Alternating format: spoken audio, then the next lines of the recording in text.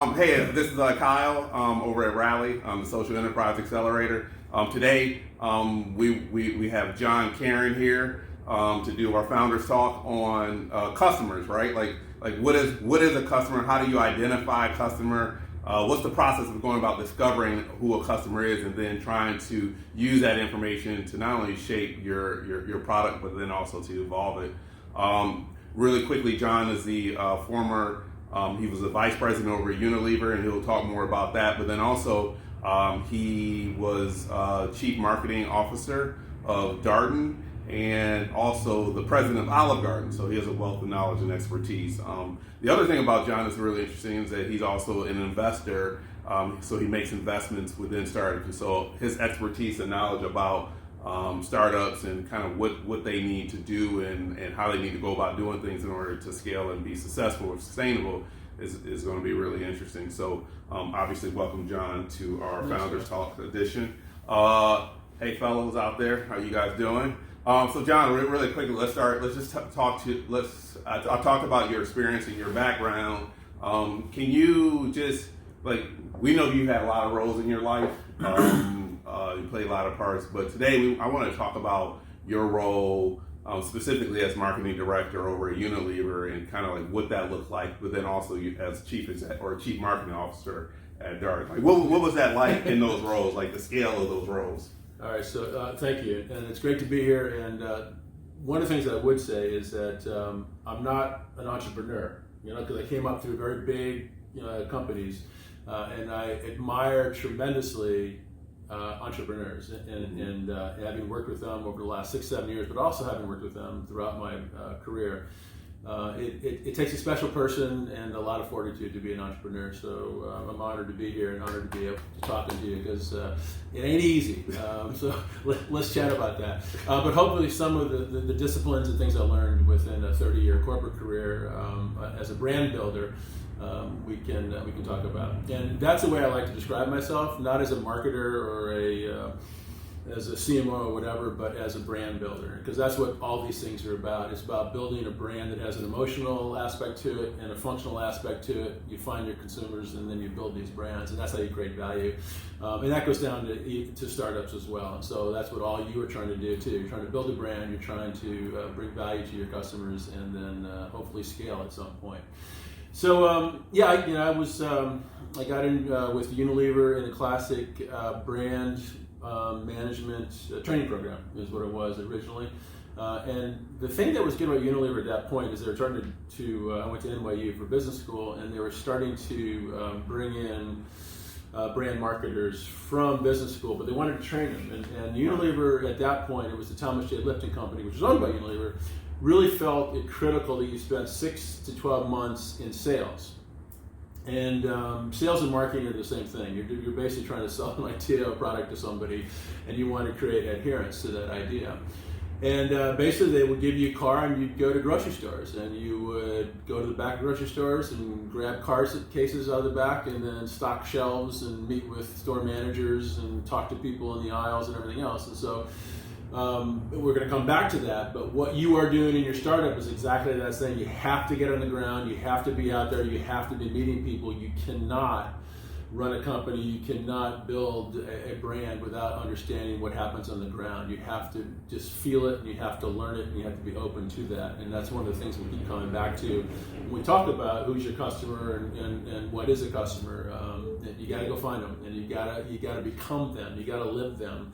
Because in more cases than not, they have different values, different behaviors than you will, and you have to understand that intimately as it goes. So I worked my way up through brand management. I worked on everything from Sun-Kissed Fun Fruits, which was a kid's snack product, to wishbone salad dressings, to ragu, and the full range of ragu and Bertolli, to the last position I had. And I also spent time 3 years in Germany with Unilever, which was a remarkable experience, because even though Germany is considered West, getting to know the German customer was an incredibly different experience.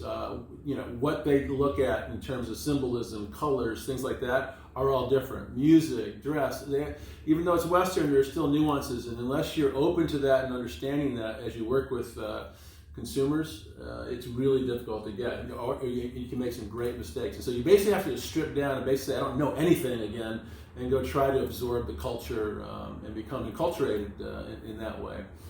So it was fast. That was probably in terms of learning curve. Of course, you had to learn a language too, which Unilever was pretty bold in that because I didn't speak a word of German, and they said, go to Germany and figure it out because it's a Dutch company, and the Dutch, I guess, learn languages by osmosis. So, so it was interesting. Americans would have a little more trouble with that, but it's great. So German's a fascinating language. I mean, the good thing is that English is a Germanic language. So there's a lot of similarities. Exactly. Okay. Exactly. It's not like I you wish were it was that easy. from here to China or or Japan, right? Exactly. Okay. All right. So that was fantastic. I spent a year in Canada, but when I was in Germany, I ran their margarine portfolio, which was a very important European portfolio for Unilever. And then you have to get to understand how Germans eat breakfast and how they spread margarine/butter and what they spread it on and why they do it and everything else and how to use it in cooking. So it was a lot of things that obviously I'm not skilled at, but you have to immerse yourself in it and you have to learn it. And you can't be a good brand builder unless you're able to do that immersion aspect. And then I came back to the United States and I was running, as Kyle said, I was VP GM for Lipton, all Lipton beverages. So that would be the bottles, the cans, all the dry mixes, all the teas, everything else. So basically all things Lipton in North America. Fascinating job, fun job. We were making, there was some of the fun part about making Super Bowl commercials and things of that nature. But the root of that all, and what we did when we were at Lipton is, if you remember the old Lipton packaging, it had the sailor on it, which was Sir Thomas Lipton, which was a yachtsman. And in the, I guess it was late 90s, we decided that the brand to stay relevant had to change, that we could not continue with building a ready-to-drink business, which was where everything was going, and have a powder business, a leaf business, without unifying the brand and making sure that Lipton was greater than the sum of its parts. And that now, if you go globally and look at Lipton, and I'm proud that the U.S. came up with this idea. Everything involved with Lipton is yellow and sunshine, and you see that thing, and that's obviously a very vital, very energetic symbol. And so we were able to harmonize the brand over 3 to 4 years globally, and basically it started in the United States. So it was really, it was fascinating, and it's still out there. So that was really fun, but you had to do that. Two things happened. The first is you had to have a lot of courage that you're going to change something that had been established for over 100 years, and so you were really playing with fire. And you had to expect that it was going to get some resistance at first. And the second thing you had to have is some vision, and you really had to say, all right, this will be better in the future. And there's no question that we took huge hits when we first went out. Consumers loved it, but the change was dramatic. And it took 3 to 4 years before the business came back and really worked. But it was a long-term vision, and it's done very well since. So I want to circle back to what you just said a little later, because I think that it. But before I do that, I as with your experience, one of the things I find that entrepreneurs do is that they muddle the line, and they don't really of what a customer is, right? And you've heard it with some of our fellows, and they talked about different people. We've had fellows in the past who have run or have companies that are looking to be really successful. They talk about customer, and then you say, no, that's not a customer. How would you define a customer? Like, what's your definition of customer? So in the experiences I've had, a customer is relatively easy to define. So when I was at Darden restaurants, is a guest, right? Somebody who comes in, wants the experience of whatever the restaurant is, and is willing to give you some kind of value for that, right? Usually it's in terms of money, a credit card or whatever. At Lipton, it's the same thing, right? So it's grocery stores, convenience stores were the competitive market, and creating value there was really critical.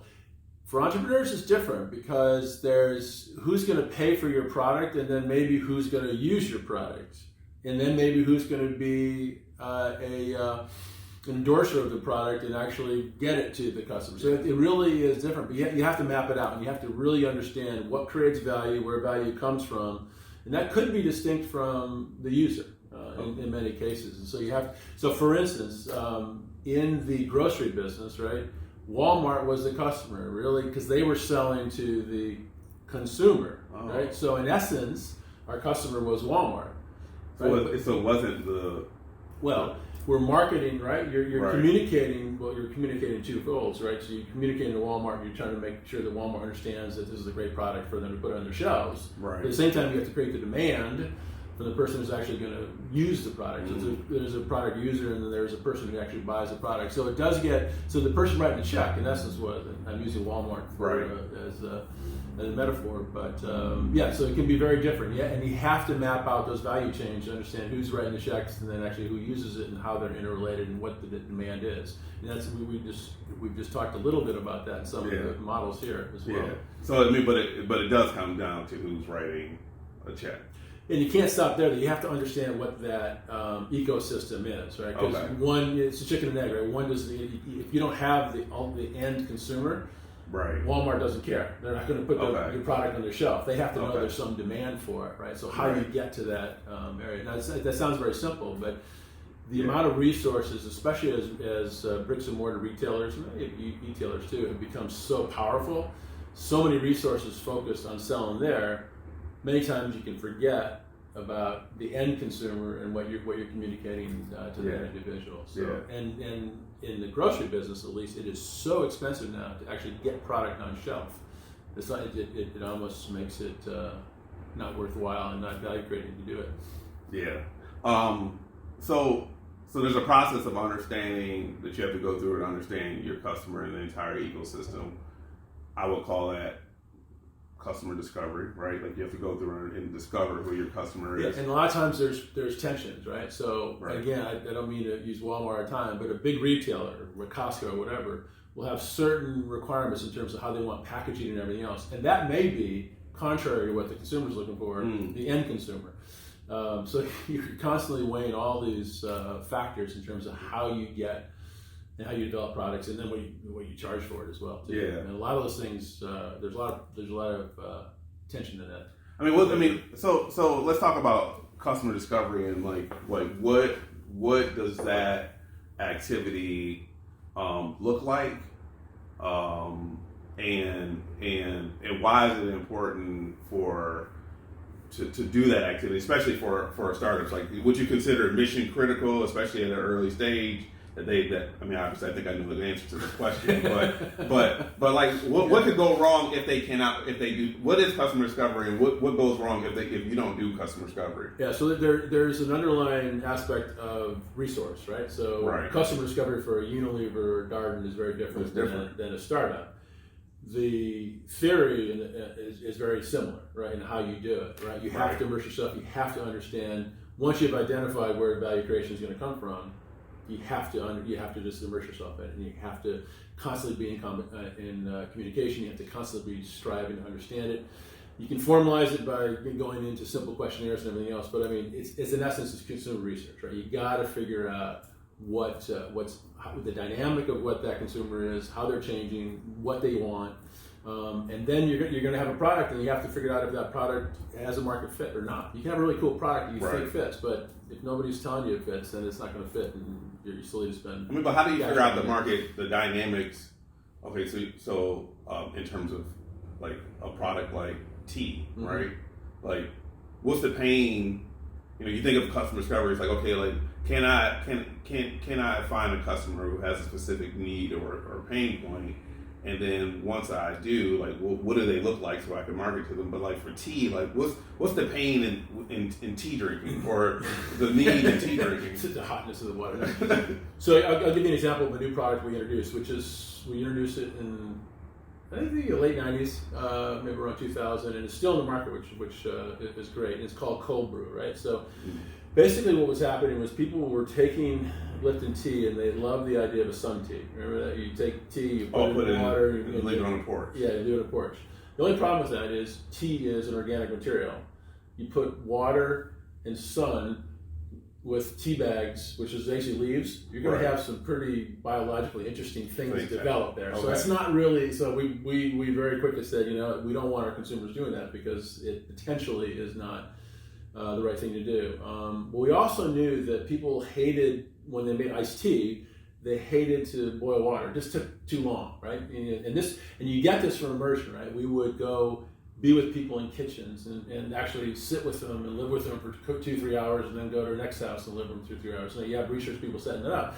But we observe them, we'd ask questions, and of course you're paying them for that, but they're very open to it. And it's wonderful how people will open up and tell you, here's what I need, here's what I want, or whatever. You discovered that they hated boiling water.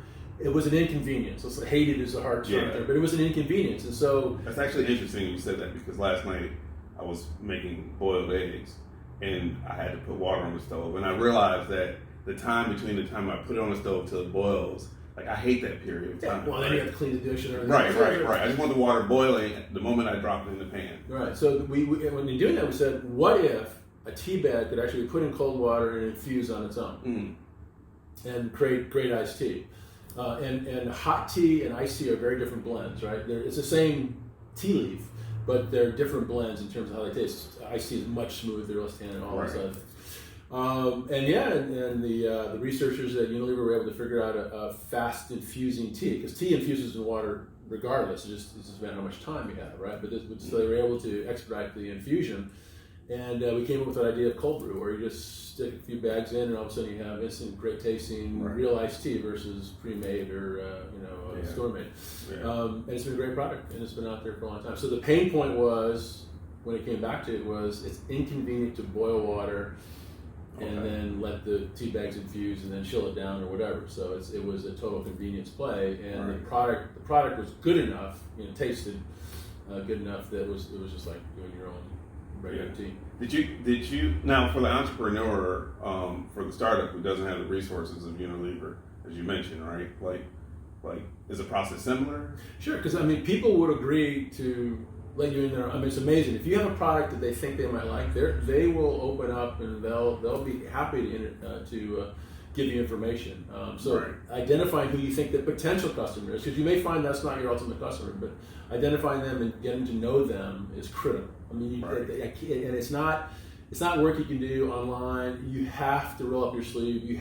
It's a high touch. Let's call it adventure and discovery, because that's the only way you can do that. If you're selling educational tech products, if you're not in the classroom, if you're not watching how a teacher or a professor provides that information to students, and you're not watching the students, and you're not talking to the students about it, then you're missing out on what it is you're trying to do. You have to get into their shoes, and it's the old adage, right? You got to walk in their shoes if you're going to figure out what it is, and that can be very inexpensive. It take a lot of elbow grease and a lot of work, but absolutely doable. So, are there any examples that you know of where startups, like the mistakes that they make in the customer discovery process, and how it leads to the company becoming unsustainable or building a bad product or a bad service? Do you have any examples in your mind of where of that, and then like where they went wrong in the process? Like because sometimes there can be competing, like you said, they can go after the wrong customer and build something for who they think is a customer, and there's a reason why they built it for that specific person, or maybe there was competing views on the data that came in. They created conflicts and directives and how to go about things. Like, so there's a local company called Flex Engage. So Flex Engage, basically, Tomas is the founder.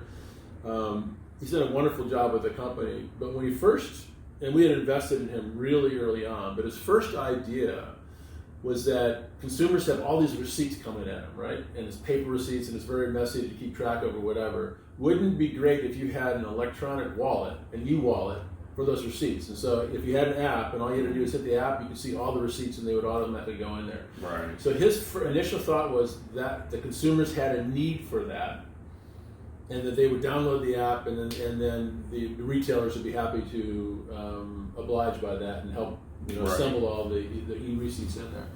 And as it went along, he realized that consumers weren't going to download the app, and they didn't need that, right? It was discovery, right? But it was like pretty soon, it was like. But why did he go in thinking that initially? Like, what informed his decision to go the initial route And what did he correct in order to? Right. So observation, it was wow, a lot of paper receipts, messy at retail, and this is mostly bricks and mortar places.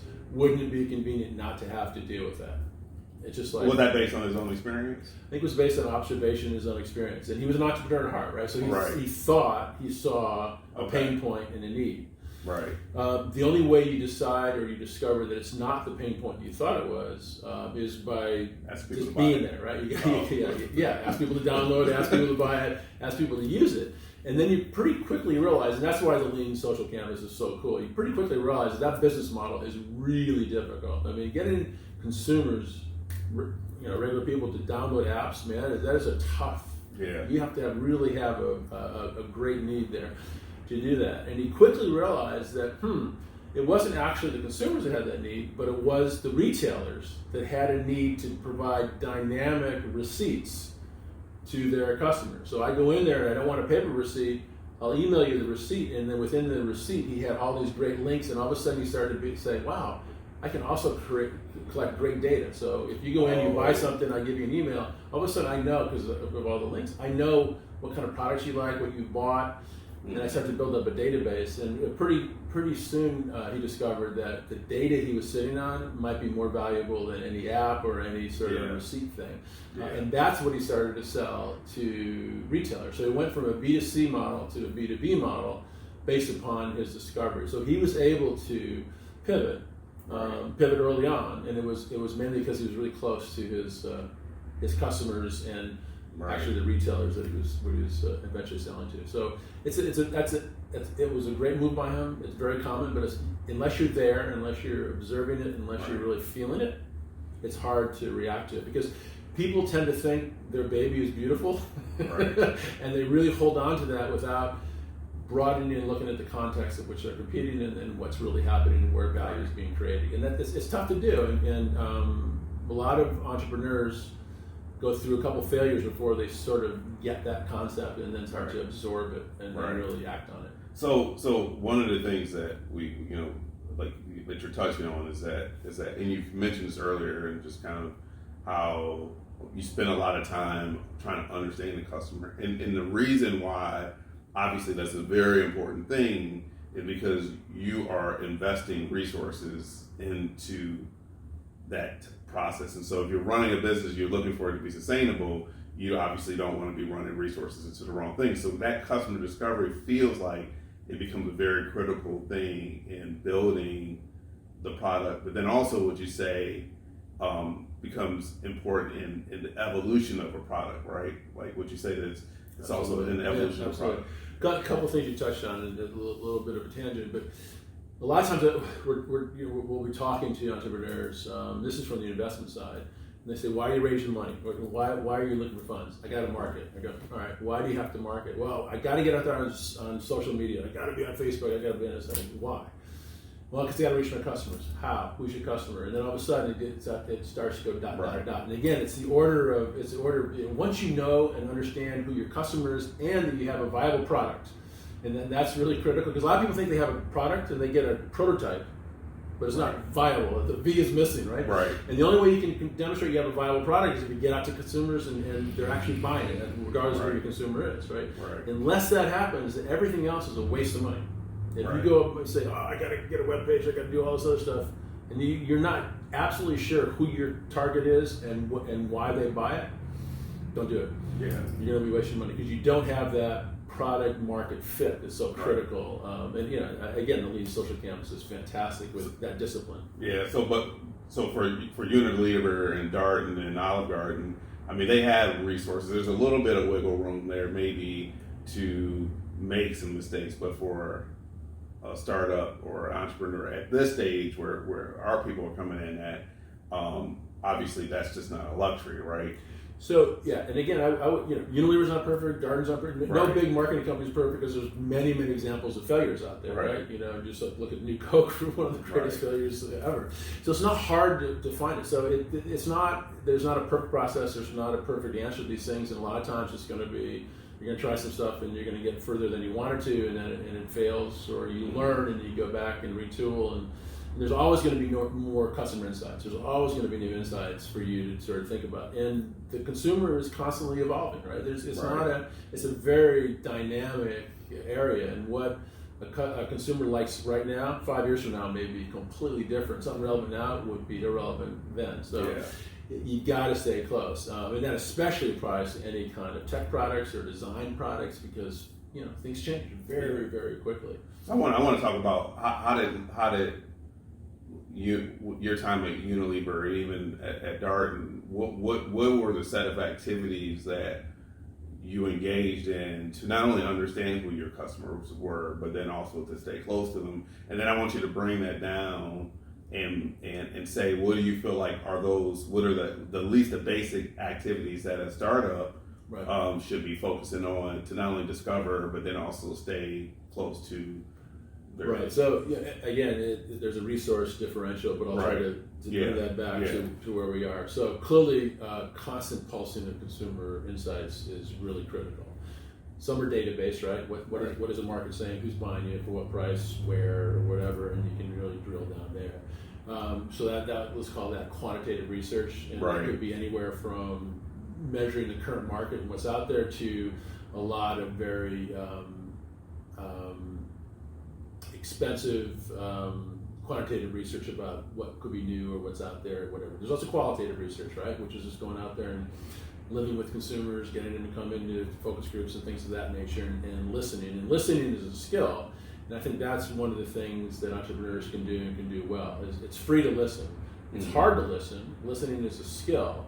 But if you're talking to the right people and you're asking the right questions, if you're listening, you'll hear insights. And those insights, if you're able to act upon them and understand them, can be invaluable. So qualitative and quantitative research, constantly doing that. And then trying to challenge paradigms, right? Because a lot of times when you're successful, you start to think, oh, I'm successful, I'm just going to do that over and over again. And that's actually the exact cycle you don't want to be in, because that's going to lead to failure. So that always happens, because it's a very dynamic field out there. So I would say that's the advantage of the bigger companies. Now, the disadvantage is that you tend to rely on data too much. You tend to say, well, this is what this is saying, and therefore, and you don't have that intuition that's built up only through living and breathing with the consumer. And you have to touch the consumer, in terms of, you have to understand their lives, you have to understand what they're doing. So if it's a B2B, you better be living in their warehouses, you better be talking to people stocking the shelves, you better be understanding how they talk about you in corporate settings or whatever. You have to understand that stuff. If you don't, it's really difficult to be able to go and say, here's why this is a great product for you, and you should buy it. Yeah, that's really interesting, because as I think about our fellows, I think of like Move Up, like one of the things is that she talked about this group, this microfinancers, and the product being used by them to help make their lives easier. And one of the things that she should be doing is based on what you're saying, is in their office, like, if she can, get as close to them and watching them as they flow through the work and trying to understand the pain points and challenges that they have, interacting with her and use her, and then figuring out how she can get in there, because that seems like a perfect position.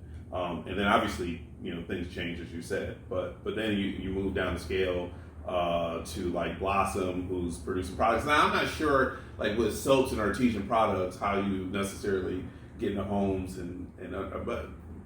So there's two ways to learn. One, you get adherence, right? You get people who are advocates for you and they love you. That's wonderful, because they're going to tell you what they love about you, and you just have to watch that, because that's exactly what they're going to tell you.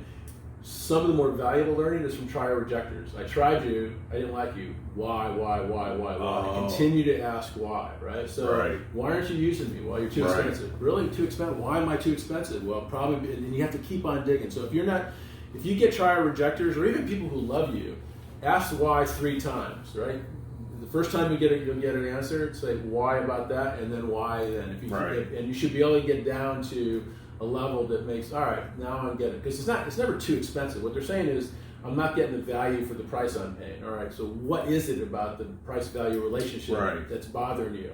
Well, the packaging's a little different. I don't know what it is, or I don't like the smell of the soap, or The microfinance product doesn't work. You have to get down to understand. It can't be, because a lot of times I hear people say, "Oh, our price is too high." I go, "Well, that's not correct." I mean, people pay a lot of money for cars and stuff, right? Yeah. It's not price that's the issue. It's a price-value relationship. It's what you're getting for what you pay, and you got to get into that.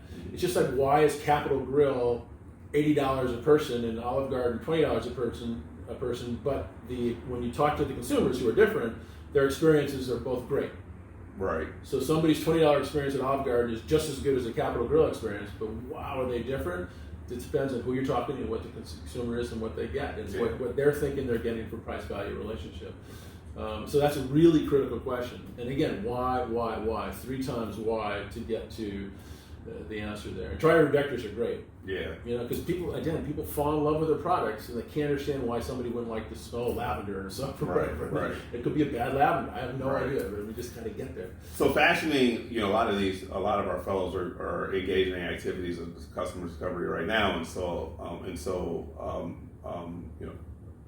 one of the activities that they're doing is trying to figure out like who obviously their customer is, and some of them have actually produced products and people stop using them or don't use them anymore. And I almost feel like, based on what you're saying, is that could be also valuable. That's a valuable. That could be invaluable.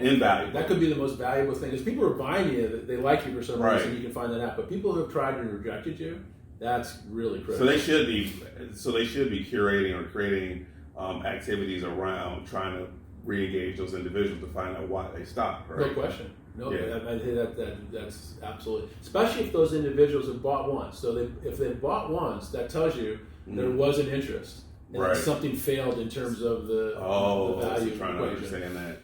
That's really critical. That does sound cute. Because they might like the theory.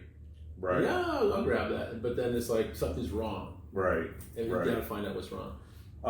Not to pick on one of our groups, but and actually we got the product for free. They delivered it to us for free and had us try it. But it was a candle, and I thought the candle was really interesting. It smelled really good, and my wife loved it. And then we were using them at home, and we burned them, and it literally felt like the moment we lit that candle, 5 minutes later, that candle was going out. Like it was done. It was just burnt. Like the candle was finished. And so I came back and I gave the feedback to them. I was like, "Hey, like the candle was beautiful, the package beautiful, but this one thing, the candle burned so fast." Yeah. They discontinued the product. They were giving us a discontinued product. So it's probably that. But the fact is, like, that's valuable insight, right? Like there's an IKEA candle that I bought for much less that lasts forever, right? And I had an expectation that a tea candle should last for a certain period of time, and this one only lasts for a fraction. But that's information you want to know. Absolutely. Okay, got it. And then you can figure out, is that important, or maybe a fast burning candle allows, is it the word, the olfactory impact to be better. I have no idea. But then it's something you communicate. Yeah. This candle bursts fast, but it the value is it's the best scent you'll ever have in your life. Right. The scent will last forever. Yeah. Although the candle may not. Yeah. Upside there too. Yeah. So entrepreneurs oftentimes have trouble. Like what we find is that they might find not only one customer, but 2 customers, or 3 customers, or 4 customers, or they think, right? Yeah. And all of those could be legitimate customers, right? Is it a bad thing at the very early stage to have more than one customer? And if it's not a bad thing, then how should startups and entrepreneurs go about the process of prioritizing who to hit first? Yep. So strategy is necessarily a sacrifice, right? Strategy means sacrifice. So strategy means you're making strategic choices about things to do, which means you're not choosing to do other things. And so many times I've seen a lot of entrepreneurs so excited and say, "Oh, I can sell to anybody, I can sell everything," and they just like absolutely implode because you can't do that, because you don't have the resources to do that, you don't have the focus. And if you're too scattered, you're not learning because you can't focus on anything. So I think it's really important that you understand who that core consumer is. You have to understand who the core consumer is. Who can you not live without? Who can you absolutely not afford to lose? And that's what you should be building your business around. And once you have that, then all of a sudden you can start to scale. But I've seen lots of brands that are very poignant in terms of who they're communicating with and what they do. And by doing that and being so focused, a lot of other people come along and decide they want to use the brand, but they're not even being marketed to, but they like that idea of that core target and what the emotional messaging you're doing is. So yes, be very cognizant of your resources, be very cognizant of who you have to have, and then start there. Make sure you've done everything you can in terms of learning, in terms of selling, in terms of product viability and development, and then you can start to think about, do you have alternate consumers? When I hear people, groups that have 3 and 4 individuals, and they start to talk about 3 or 4 distribution chains, and they start to talk about 4 or 5 different kind of consumer targets, it's warning, warning, warning, because you just cannot do that effectively, and you're just going to spread your resources. And I think when you do that, you're going to be less effective to all of them. So make sure you understand what that core is and go from there. So as an investor, or someone who has invested in businesses before, you're saying that if someone came to you and they said, by the way, based on the phase that they're at, and they said that they articulated a bunch of customer segments and a bunch of channels, that is enough of a warning sign for you to not invest in that group? We would go right to prioritization. Who are you prioritizing? Where's the money going? How are you going to build this business? Okay. One of the worst answers an entrepreneur can give when you say is, who are your competitors? I have no competitors. So that's an instant warning sign, because everybody has a competitor, and everybody is in a competitive market. I mean, that's right. So if somebody says, oh, this product is so unique, nobody's ever thought about it, and therefore every box in this grid is checked, and none of my competitors can check the boxes, it's like, you call BS on that really quickly, because that tells you the person hasn't understood what the competitive set is. That's another thing about research. You have to understand the competitors through and through. If you ask who your competitors, you go, oh, I haven't seen anybody do this. That's not correct. Somebody else is doing it in some form or fashion. They might not be doing exactly what you're doing, but they're close, and they're talking to the same need states, and they understand that.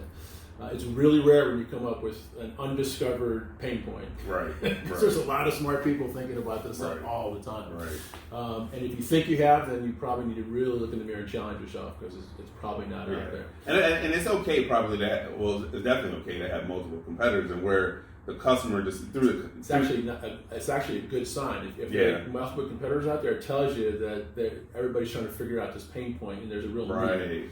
And that's no competitors, like, maybe there's not a pain point. Right, and then that's where the customer discovery becomes very important, because as you start to learn about who the customer is, that's where you can find where you can fit in that particular where you can fit in order to compete really well. So, like, for example, with Ben and I, everyone knows that we have a co-working space, and we made a decision. We have competitors, many of them, right down in the same place, right? People say, we have like 5 or 6 of them right around the corner. Right. But we made a decision that based on what we understood about people, especially people, entrepreneurs and freelancers, that they were living alone, and that there was internally, beyond the aesthetics and the snacks and all that kind of stuff, that they had a need to feel like they were part of a community. Yep. And so we said, we can't compete out here with aesthetics and things like that. We have to do really well with doing this, because we feel like if we can undo that pin there, that'll cause people to want to be a part of us and stay with us, that they'll discard everything else. The fantastic thing about what Rally's doing and working with social enterprises is that there's always a deep-seated emotional resonance with what you guys are doing. Right. And every brand that comes to Rally should really be in touch with that. And when you talk about, and when people talk about their social enterprise, I hope they talk about what that emotional, powerful sort of core is first, and then they talk about the functional stuff that they do. Because the functional stuff, anybody can make soap, anybody can, that's not a hard thing to do, right? But when you wrap it up with the emotional core of how you define that, then you can start to have a real differentiator, and then you can worry about the functional differentiations too. But you have to have an emotional differentiator without a doubt. I mean, you have to be able to find that, and that can be done through the customer discovery process. But I wonder how do you go about? It's a little visioning too. You have to. I mean, I think the reason people are social entrepreneurs, I think, is because they believe that they can change. They can change either a small part of the world or a large part of the world, right? Right. And that's a pretty big vision, right? But then you go, why? Why can you change the world? Why? Just answer those questions, and then I think you'll get to an emotional core. Yeah. And why it's important. But I wonder how do you go about trying to discover what that emotional core is in people and the customer, right? Like, because you can figure out things like your income and your interests and things like that, but then like how do you make that resonate? How do you go about discovering? I'm trying to figure out how to ask. So if you're talking to your customers and they disagree with you about the importance of what you are trying to change in society, that's going to be problematic. Okay, right? gotcha. I mean, Tom Shoes is not. I mean, it's an interesting model, right? But I mean, there's a lot of sympathy factor there, saying, at least I can do a little good or whatever. Right.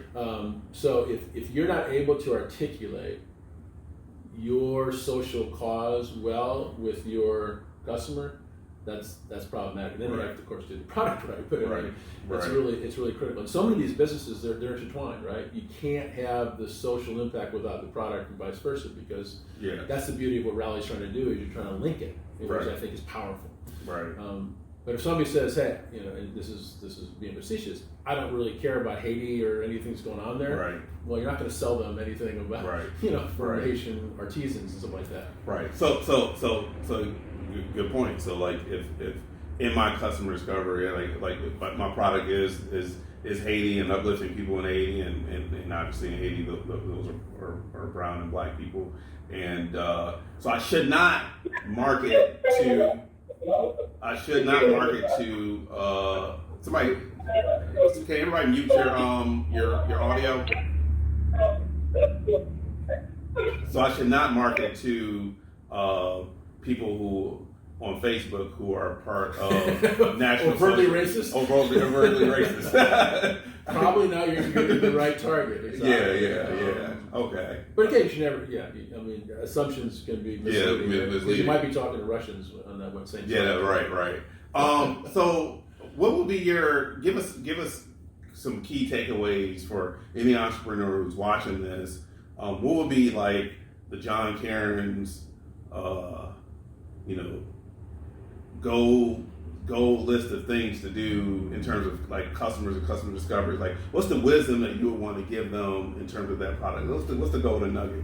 So, what investors and or mentors want to see is that you are the subject matter expert, right? So whatever you decide you're the expert in, you've got to be the subject matter expert. So if and so that's knowing your customer, right? So a person who's going to make an investment in this company or write a check to a nonprofit, they want to know that you are absolutely the subject matter expert, and you have to be able to demonstrate that. Saying things like, I don't have any competition, nobody's doing this, tells you you're not a subject matter expert. If you can't articulate your customers' needs, fears, hopes, things of that nature, that's problematic. So for me, that's the first thing, is that people invest in people, and people invest in their expertise and leadership abilities and everything else. That it's usually very clear very quickly that this individual, this entrepreneur, especially social entrepreneur, is immersed and understands it. And it's tough, right? Because you can understand what the manufacturing base is in let's call it the Dominican Republic, and you can be expert there, but you may be totally blind to how you actually sell that product. So you may be able to garner the resources and really motivate people and do wonderful things on the ground, but you can't do anything with the product. And so that would be the second thing, is knowing who you are, where your strengths and weaknesses are, and being able to talk to them. Because everybody has strengths and everybody has opportunities. Right. And most entrepreneurs, not most, I say some entrepreneurs, because they're so used to doing it all and they've really done amazing things to bring it to where it is, all of a sudden have huge blind spots about what they can or can't do, and therefore they tend to things tend to fall apart because they can't get it to that next level. So when to knowing your strengths and opportunities, and then when to bring in those additive skills and competencies is critical.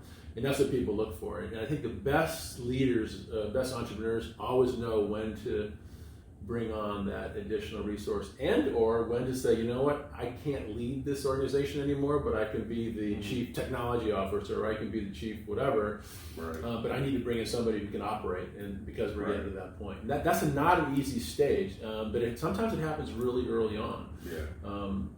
So that's really it. So those would be the two big ones, and then the other is you just have to learn. You just have to be open to learning all the time, Right. because it's very clear sometimes when you're talking or mentoring that people shut down and say, "Nope, I got it, I know it, I can do this on my own," and they've shut down, and then you know that's going to be problematic over time. Because when you say shut down, like part of it is like they've even shut down the process of learning about their customer. No question. Which then creates huge blind spots and their ability to pivot really quickly, especially if you're trying to use resources in the right way and effectively, like to be able to make those pivots. Because you talked about how Unilever made these bets, but you did them based on a confidence in the way that you engage the customer, right? We made the same mistakes many times too. You fall in love with the product. You're like, oh, this is a really cool product. You know, it's mine, and I'm going to launch it to market. But then, the consumers moved on you, or something. The data's not quite right,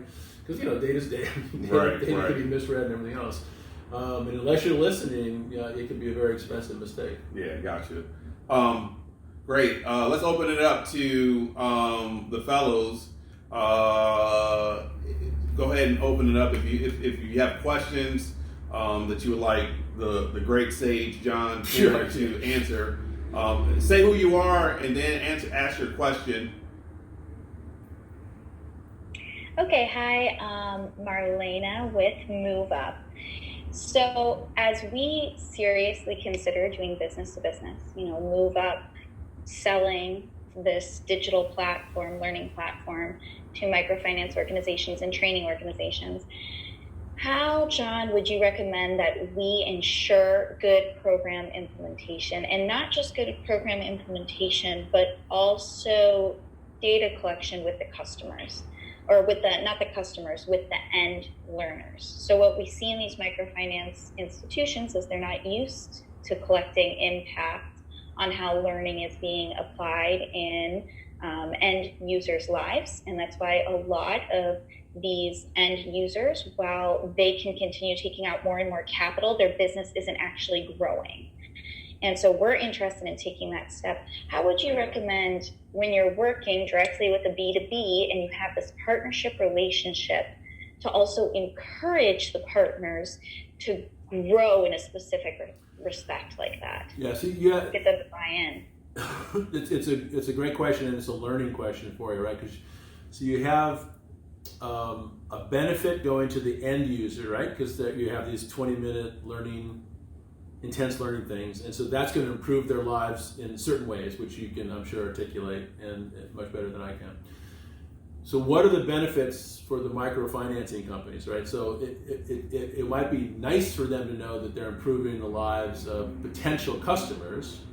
Right, so that's good, but that's not total. That's a secondary benefit for them. What's their benefit, and how do you articulate that? And once you have a good feel for what that means to them, and if that really is a viable benefit for them, is your product delivering that? Because, and I know you're not saying this, you have a product, but it may not be the perfect fit for what you're trying to create, and so you have to be listening for that. So, a lot of times it's just like, use it. Just give it to them, use it, tell me what's going on, and then start to confirm that the benefits that you think are happening for them and for the end user are actually coming to fruition or not, and then continue to riff from it. Yeah, it'd be great to find somebody who really wants to be a proponent for you and really wants to absorb it. Yeah, because Marlene, we talked about last week how that you have to make the life of the microfinancer, and not specifically the overall organization, but really it's the loan officer who's deploying the technology and who has the most to gain, because they're trying to, as you said, to assess risk and lower risk, right? And they're also trying to make decisions. And so like the question is, like, they have enough going on, they're spread thin, they're you said like a 1 to 800 ratio of people they're dealing with. And so the question becomes, like, how can you make their life easier, and whether or not Move Up is doing that for them, and how that making their life easier. Like, I don't know what the answer to that is, but that's an answer that you probably want to find out. So Kyle brings up a good point too, which is one of the challenges. So the loan officer may be the person who's applying your product. The decision maker may be somebody different in the organization, and unfortunately it may be a different person or different title in different organizations. It could be the CIO, could be the CMO, could be whatever. And that's about the consumer learning experience. You got to go figure out how that evolves, and that's why it's so high touch at first. And then once you start to be able to build the model, it's easier to apply it. But that could also tell you that, wow, maybe we're barking up the wrong tree. It's just way too difficult to do. We've got to figure out, is there a pivot and another viable customer? Yeah. Absolutely, absolutely. Thanks for that. And I think it's just invaluable that I get to, for example, sit in the microfinance loan office like I am right now 3 days a week. Very Because cool. every time it's just a listening opportunity. Excellent. I think what you guys said, especially Kyle, what you said there, it really, what I've seen, at least with these small microfinance organizations, it's got to be an all-team buy-in. So thank you for that. I'll definitely keep looking for the ways to facilitate ease in their lives. And then as we deploy into the field, I love what you said too, John, about just seeing, okay, now once we see changes in learners' lives, how do I transmit that to the credit officer so he can see, wow, it does make sense for me to take 5 extra minutes to connect to this person because it resulted in this change. Absolutely. Which makes my life easier. Yeah. I know for social entrepreneurs, sometimes it's hard to ask a selfish question, but you almost have to always do that. What's in it for me? And you have to put yourself in their shoes. But people Absolutely. are inherently going to ask, and I don't mean to say selfish is a negative thing. I mean, because Right. it has to be able to make their life easier. There has to be something in it for them for the product to be viable. Yeah. And you just have to say that. What's in it for you? What's in it for you? Why would you want this? Oh, I'm doing you a favor. Bad answer. Because it's not sustainable. Right. Any other questions? Yeah, I have a question. Hi. How's it going? Can you hear me? Is that David? Yeah, can you hear me? Yeah, you can speak up a little louder David's from the threads. Let's see. The one out of Haiti. Is Yeah. it? Needle Point. Can you hear me well? Yeah, we can hear you. We'll just repeat your question. But go ahead, David. Not needlepoint. Needlepoint Yeah, Needle Point. Okay. with yarn. Yeah, my question is, as an investor, and then also as someone who's, Uh-oh. Yeah, you're really low. Go ahead. What? So, as an investor and someone who's grown brands, how do you recommend balancing growth versus financial, strength? So, as we, if you're gaining customer base, growing your customer base, growing sales, these things all take investment, which also one could put on their debt, or one could put money in the bank to make for, show profits at the end of the year. And as an investor for a company that's, under $1 million in revenue, are you really looking at just drive growth at all? Prioritize driving growth with a product that you can make cost effectively, and then Yeah, it's a good. There's a lot in that question. It's a really good question. So the question is about how do you balance, if we could kind of pack it, because I don't think people can hear it. I think, so the question I hear is, how do you balance investment and growth? And I know you're talking about as an investor, but investment in growth versus when you start to show profitability in your business model. I think that's sort of where it was. And I think a lot of it comes down to market potential and the type of product you have and the ability to scale, right? So clearly a lot of angel investment goes into tech products because tech products are so easily scalable in terms of the business model. A product like yours, it went handmade, physical distribution. I think you'd want to see right away that there's a clear profit margin, and then if you think there's enough demand and you can demonstrate that your target has capacity to really grow, then you can invest in the demand creation side of things, but only after I think you've organically demonstrated that it can be a profitable business.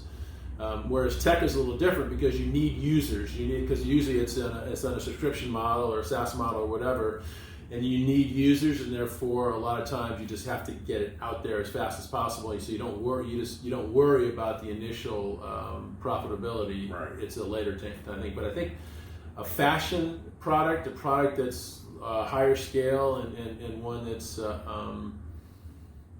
one that's a non-discretionary spend, if you will, a non-essential spend, you probably want to understand a high margin and profitability pretty quickly before investing in the high margin for each transaction or on your revenue for the profit loss statement for the year. Yeah, they were having a hard time hearing you. They're looking at profit. They're looking at profit loss per transaction as far as like your manufacturing costs versus your cost versus your price, or profit margin as far as your PL statement on the entire year. So when you take in the marketing costs and operational costs and everything else. So I think you can do two things. Obviously, at the startup phase, the P&L is not going to look great, right? But I think if you can demonstrate a very viable projected model for where you have a margin that is sustainable and then will increase with volume, yeah, that's fine. But I think a tech product you understand, right? Because it's going to be a marketing expense and there's going to be a development expense or whatever. But it's pretty simple. A production, when you're controlling the entire supply chain from the ground all the way to having to sell into your retailers, that's a much more complicated model. And as you expand, you have to think about how you expand the production capability, and then how you expand the selling capability, and all those things cost. And so that you'd want to understand pretty quickly if you have a viable margin right away. Yeah. Does that make sense? I'm sorry. That makes sense. I appreciate Yeah. that. Great response. So we have time for one more question. Does anybody else out there have a question? I feel like the Boston guys always have questions. Boston? Yeah, we got a question. This is Blossom. As we're fine-tuning our customer segments, we know that our advocacy segment are passionate, and we have traction within them. We've shown that, we have a viable product with them. Our other target, the Blossom Betty, who's the 35 affluent, I think we're struggling with, that's a larger segment, but that's more, I would say, a premium brand. And I think we're just kind of trying to fine-tune our identity, whether we're kind of going more cause-based, that would more resonate with someone similar to an advocacy segment, or we're trying to go, a premium brand where there's just a lot of artisanal, people doing a lot of very cool things in that space, but it's really hyper-competitive, but a larger segment too. So I would say yes. So I guess we're just trying to figure out if we shed one of those and kind of at our stage right now and concentrate solely on the advocacy channel, or if we're really trying to build out the larger segment one. But when you say advocacy, are you saying individuals who the concept of people with mental disabilities fashioning artisan products resonates with them because they have some... Yeah, I think Yes. The group that has a loved one with a disability has some connection that resonates with them. Yeah. I feel dangerous. So that's a sympathy vote, right? Yeah, that's a sympathy one. Yeah. I mean, it's great that it's there. I guess the question would be why, right? On that side, with that customer, why, and the why sounds like I know somebody with a learning disability or a handicap. And therefore, I'm willing to write a charitable check, and I know you're getting a product for it, but it sounds like more of a. And again, you understand the behaviors better than I do, but that's what I want to understand there, because that probably isn't sustainable over time. That's why I answered the question. Yes, you need a cause, and yes, you need a great product. I don't think you can have either or. Especially if your price points is up in a really nice premium range that you said, which is a hyper-competitive market and is a hyper-local and artisanal market. But it feels like, is there any reason you wouldn't be able to compete there? There's no reason your workforce can't make really high-quality, viable products to compete with, right? Correct. Yeah, so then it's just a matter of what becomes... So you have a cause, which is a differentiator, which is great, and it's a nice to know. I'm not sure it's going to be the primary reason. I love your Blossom Betty. I like that term. Actually, is interested in buying. So then you have to really understand what is it within that competitive market that would make your products. So the cause is great, and that's icing on the cake. But what is it about the actual cake batter itself that's going to really make that a special product? Yeah. And if you can't answer that question, it's kind of tough. So to your point earlier, we're getting out there and learn our customers. We should get out there and focus on learning these folks that buy, regardless of cause. They buy that product regardless of their cause being attached to it or not. Right. And then if we learn about the behaviors of that customer, then the icing on the cake will be the cause on top of it. That's my, and again, I don't know your business that well, but that's my sense, because I think you have to have a really competitive product. Otherwise, you'll get some people saying, I'll buy it a couple times, but then, it's like Mark Brewer, who runs Central Florida Foundation. He always says, it says the old model of nonprofits being able to exist because people are going to write a check is out the window. You have to demonstrate metricable improvements and impact for people to say, I feel good about writing my check. And I think that's the same. The cause is great, but you don't want people writing checks. You want them buying because the product's great, and wow, I'm employing some people, and it's really great. Yeah.